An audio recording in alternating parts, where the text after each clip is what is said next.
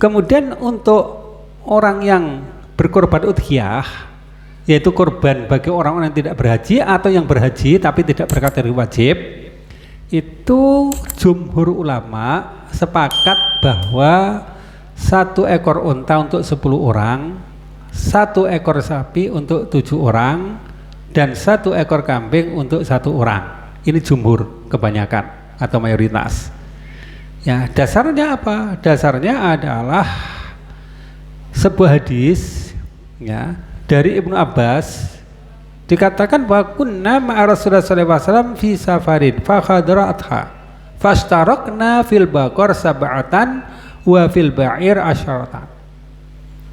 Ya, kami bersama Rasulullah sallallahu alaihi wasallam di dalam sebuah perjalanan, maka tibalah waktu Idul Adha, maka kami berserikat untuk menyembelih seekor sapi sebanyak 7 orang dan untuk menyembelih seekor unta sebanyak 10 orang.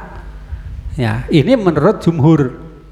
Ya, sapi untuk 7 orang, unta untuk 10 orang, ya. Ya, gitu menurut jumhur. Ya. Nah, kemudian mereka berselisih tentang kambing. Kambing itu cukup untuk 1 orang atau untuk 1 keluarga. Ya. Antar keluarga dan orang ini kan satunya berbeda. Menurut Syafi'i dan juga Malik, 1 kambing itu bisa untuk 1 keluarga, bukan 1 orang tapi 1 keluarga. Ya. Keluarga itu bisa berjumlah banyak, bisa berjumlah sedikit. Nah, misalnya di dalam hadis disebutkan bahwa kaifa kanil dhuhaya ala ahdi Rasulullah sallallahu alaihi wasallam. Mereka katakan kana rajul yudhi bisyatin indahu wa an ahli baitihi. Bahwa di zaman itu ya, di zaman Rasulullah sallallahu alaihi wasallam, seorang itu berkorban seekor kambing untuknya dan juga untuk ahli baitnya, untuk keluarganya. Nah, diriwayatkan Tirmidzi ya. Jadi pendapat ini mengatakan bahwa 1 kambing untuk 1 ekor untuk seluruh keluarga. Tapi kalau menurut Abu Hanifah tidak diperbolehkan. Ya. 1 kambing untuk 1 keluarga. Artinya 1 kambing ada 1 orang. Itu menurut Abu Hanifah. Ya. Nah, jadi terjadi perselisihan pendapat. Yang lebih tepat yang mana? Nah, menurut saya yang lebih tepat bahwa korban selain dari haji, ya, ini boleh bersekutu berapapun orang yang bersekutu tersebut. Ya, misalnya 1 ekor kambing berserikat 10 orang, nggak ada masalah. 1 ekor sapi bersikat 20 orang juga nggak masalah. Dasarnya apa? Dasarnya pertama memang tidak dijumpai ada pembatasan dari Nabi tentang jumlah orang yang berserikat. Nabi nggak pernah membatasi. Adapun kejadian yang disebutkan di dalam riwayat Tirmidzi tadi bahwa mereka berserikat, ya, setiap 7 orang menyembelih seekor sapi dan setiap 10 orang menyembelih seekor unta, itu ada kejadian yang bersifat dalam tanda kutip kebetulan, ya, walaupun kebetulan benar-benar ya nggak ada, itu takdir Allah. Jadi saat itu mereka melakukan itu, ya, bukan sebuah ketetapan harus. Itu yang pertama. Kemudian juga disebutkan dalam riwayat Jabir, dia katakan sahitu ma'a Rasulullah sallallahu alaihi wasallam al-adha bil musalla. Kami ikut menyaksikan bersama Rasulullah sallallahu alaihi wasallam hari Idul Adha di musalla.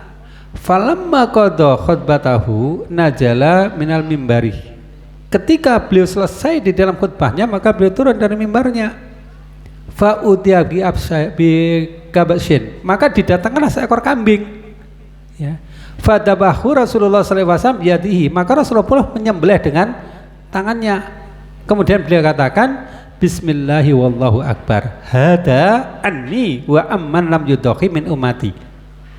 Ini untukku dan orang-orang yang belum berkorban di antara umatku. Nah, jadi orang yang belum berkorban di antara umat Rasulullah itu seberapa banyak orang? Padahal korbannya hanya seekor kambing. Nah, maka dari sini kita ambil kesimpulan bahwa tidak ada batasan tentang jumlah orang yang berserikat di dalam berkorban tersebut. Ya. Nah, karena hadis itu menunjukkan demikian, beliau berkorban seekor kambing, ya, didatangkan kepada beliau seekor kambing, kemudian beliau sembelih dengan tangannya, kemudian beliau mengucapkan Bismillahi wallahu akbar hada'ani wa amman lam yudhaqi min umati. Ini untuk aku dan untuk orang yang belum berkorban di antara umatku. Umat Rasulullah yang belum berkorban saat itu berapa banyak? Korbannya seekor kambing. Nah, maka demikian juga ya, bisa kita terapkan. Orang yang belum berkorban urunan, kemudian korban seekor kambing, nggak ada masalah. Ada yang mengatakan bahwa kambing itu yang membeli harus satu orang, diatasnamakan banyak orang. Ini juga nggak ada ketentuan seperti itu. Dari mana ada ketentuan seperti itu? Yang membeli harus satu orang, boleh diatasnamakan banyak orang. Ini nggak ada ketentuan seperti itu. Nah, maka di dalam urusan din ini kita nggak boleh membuat ketentuan-ketentuan sendiri. Ya, karena dalil yang seperti itu ya harusnya diberlakukan seperti itu.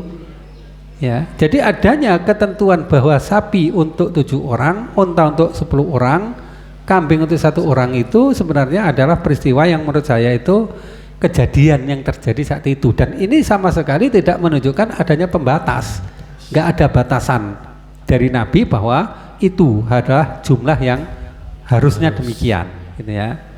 Ya, demikian juga ada yang mengatakan bahwa kambing itu 1 keluarga atau 1 orang, ini sebenarnya kalau 1 keluarga 1 orang kan ukuran beda, karena keluarga bisa jadi banyak, ya 1 orang cuma 1 pribadi. Jadi 1 kambing bisa untuk 1 keluarga, bisa untuk 1 kampung, bisa untuk 1 negara. Maksudnya seperti itu. Asal uangnya, asal hartanya nggak ada ketentuan dari mana. Bisa jadi urunan, bisa jadi dari diri sendiri gitu. Ya. Nah, sehingga yang dicontohkan banyak sekolah misalnya murid-muridnya urunan, kemudian membeli seekor binatang, kemudian dikorbankan atas nama murid-murid tersebut, ya nggak apa-apa, gitu ya. Ya. Ya, baik. Baik, jadi jawaban dari Ustaz Rafiq bahwa intinya untuk korban yaitu pembeliannya boleh berserikat kurang dari 7 orang, boleh berserikat lebih dari 7 orang, baik itu sapi, unta, kambing maupun mungkin ayam tadi ya disebutkan ya, boleh urunan. Dan peruntukannya juga boleh untuk 1 orang, boleh juga untuk 1 keluarga, boleh juga untuk banyak orang yang tidak terbatas gitu Ustaz ya. Ya. Baik,